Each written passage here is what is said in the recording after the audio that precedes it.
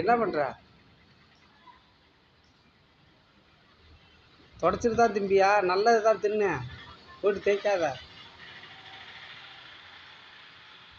அது எதுவும் மண் ஒட்டி இருக்குன்னு நினச்சிக்கிட்டியா? மண்ணெலாம் கிடையாது, பிஸ்கெட் அப்படி தான் இருக்கும்.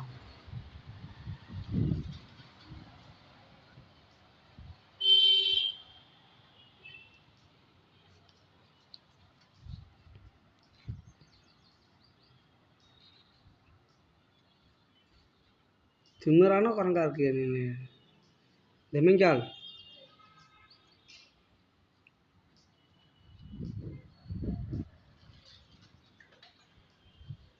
அது நீ எவ்வளோ நேரம் தொடச்சாலும் அப்படி தான் வரும் குரங்கு.